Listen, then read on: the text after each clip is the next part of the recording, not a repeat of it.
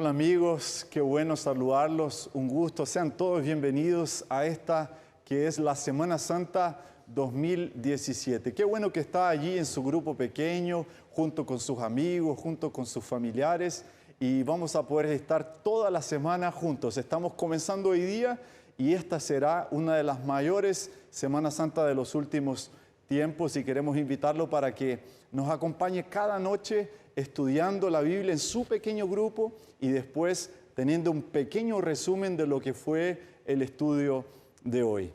Por lo tanto, en este momento quiero invitarle para que abra su Biblia en los minutos finales que tenemos en el libro de Jeremías, el capítulo 31 y el versículo 3. Y la Biblia Sagrada nos dice así: hace mucho tiempo se me apareció el Señor, dice el profeta Jeremías, y me dijo: con amor eterno te he amado, por eso te atraje con bondad. Nuestro Dios maravilloso creó un mundo perfecto. Como nosotros vimos en el estudio de hoy, Él se preocupó con cada aspecto de su creación. Los físicos dicen que las cuatro mayores fuerzas del universo son la fuerza de la gravedad, del electromagnetismo, las fuerzas nucleares débiles y las fuerzas nucleares fuertes. Lo que los físicos aún no pueden descubrir es una fuerza o una ley que sea capaz de armonizar esas otras cuatro fuerzas y las reúnan en un conjunto homogéneo. Ellos jamás van a descubrir, porque la Biblia es el único libro que tiene la explicación y nos dice que esa gran fuerza es el amor salvador de nuestro Dios. Por eso que el profeta Jeremías nos dice que el Señor con amor eterno nos atrajo, con amor eterno nos creó. Él creó un mundo perfecto. Él creó a sus hijos tan perfectos que les dio la capacidad de poder decidir entre amarlo o no amarlo. Alguien puede decir: ¿por qué Dios lo hizo así? ¿Será que Dios no sabía que el ser humano podría dejar de amarlo? ¿O podría decidir escoger servir a otro Dios o hasta servirse a sí mismo? Es que la capacidad que el amor tiene por ser grandioso es la capacidad de dar la libertad de escoger a la persona. Y cuando nosotros nos remontamos al libro de Génesis, vemos que Adán y Eva vivían en un mundo perfecto. Podían conversar todos los días, cara a cara con Dios. Todos los días, cuando Adán terminaba sus quehaceres de su trabajo en el jardín, se reclinaba para conversar con el Señor. Dios le dio tanta inteligencia a Adán que él fue capaz de colocar un nombre a cada uno de los seres vivos que conocemos, a los animales, a los reptiles y a todo lo que hay en esta tierra. La vida en el jardín del Edén era tan bonita que hay un libro que se llama Camino a Cristo, un libro inspirado por la sierva del Señor, inspirado por Dios, escrito por la sierva del Señor, que dice que en el jardín del Edén no había ni siquiera una espina para pinchar el pie de Adán o de Eva. Sin embargo, el pecado desfragmentó lo que Dios había hecho. El pecado produjo grandes colinas, grandes montañas, grandes precipicios. El pecado no solo produjo grandes precipicios, sino produjo grandes abismos entre los seres humanos. Y a veces esos abismos están dentro de la propia familia. Puede ser que en esta noche yo le esté hablando a alguien que está allí en el pequeño grupo y tiene dificultades de relacionarse con su hijo adolescente o su hijo joven. Puede ser que yo le esté hablando en este momento a alguien que enfrenta grandes vacíos generacionales, no es capaz de entender a sus padres y critica a sus padres. El pecado produjo una distancia entre nosotros y Dios y entre nosotros y los otros seres humanos. Y el pecado no solo hizo eso, sino que atrajo todas las miradas para el ser humano. El pecado fue haciendo que Dios fuera alejándose del hombre y el hombre fuese colocándose en el centro del universo. Le preguntaron a Annie Graham, la hija del gran predicador americano Billy Graham, qué es lo que ella pensaba sobre los últimos atentados en Estados Unidos, atentados en los colegios, atentados a las Torres Gemelas. Y ella respondía al periodista de una forma muy elocuente. Annie Graham dijo: hace algunos años atrás, una persona reclamó diciendo que ya no podríamos leer la Biblia en nuestros colegios, que eso era una especie de proselitismo y que eso era no respetar las libertades de aquellos que no creían en la Biblia. Y todos como sociedad concordamos y dijimos que estaba bien. Algunos años después, una otra persona del ambiente académico dijo que ya no podríamos orar con nuestros hijos en las salas de clases, porque también oración era una cosa que religiosa y muchos no creían. Sin embargo, todos concordamos en que ya no podríamos orar en las salas de clases. Se pasó algún tiempo y algunos de nuestros pedagogos y directores de colegio dijeron que ya no podríamos disciplinar a nuestros hijos en los colegios cuando se comportasen de forma equivocada o tuviesen malas palabras, porque esto podría traer consecuencias negativas al marketing del colegio. Y todos estuvimos de acuerdo que esto era lo mejor.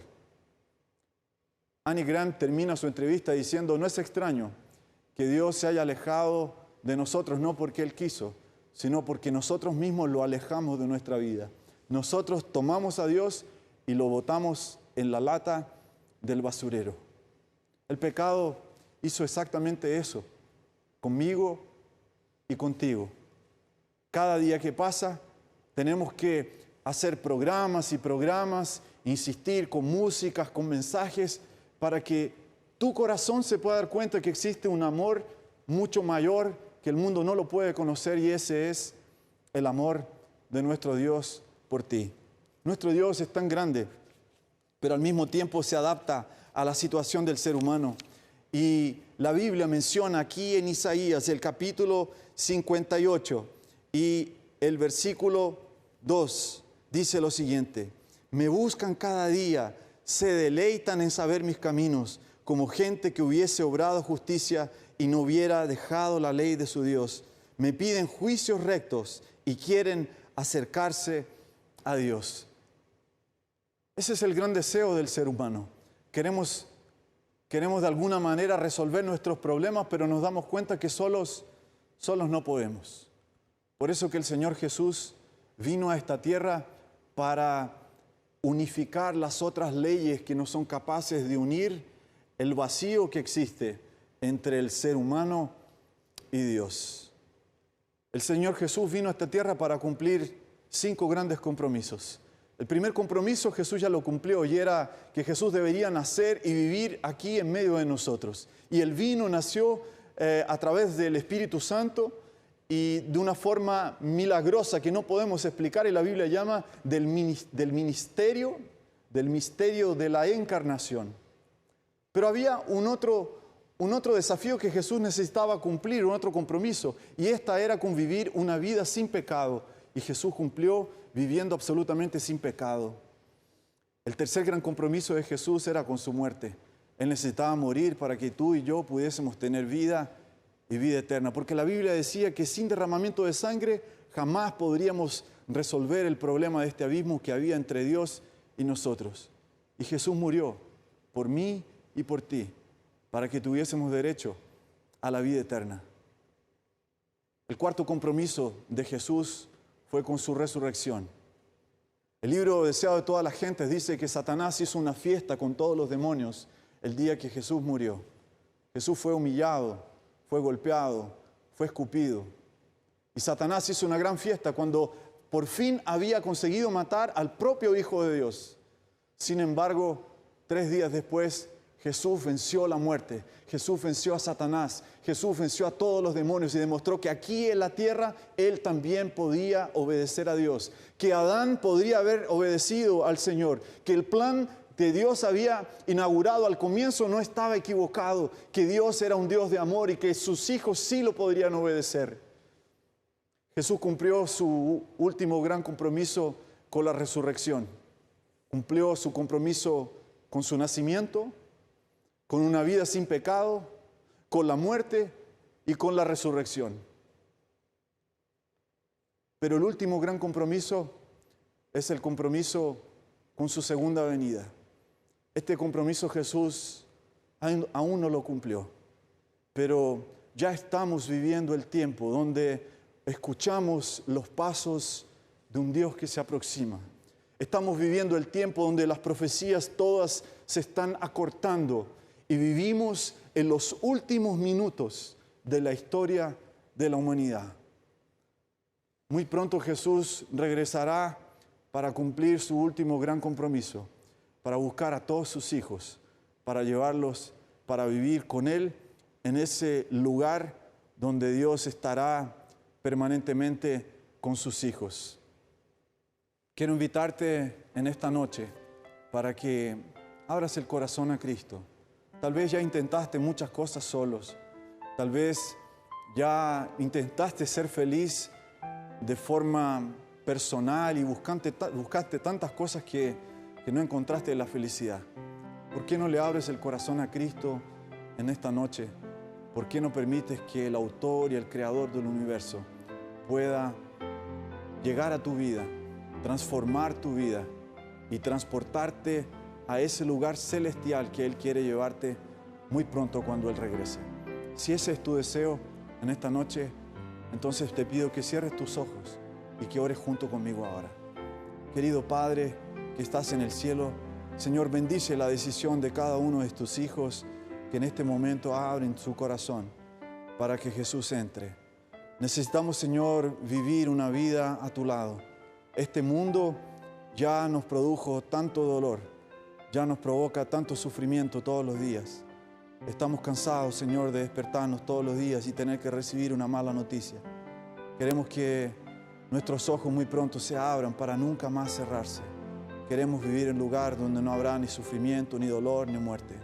Pero ese tiempo, a pesar que aún no llegó, podemos comenzar a vivirlo ahora, si tenemos a Cristo en nuestro corazón como nuestro Salvador. Por tanto, entra en nuestra vida, te suplicamos, en el nombre de Jesús. Amén.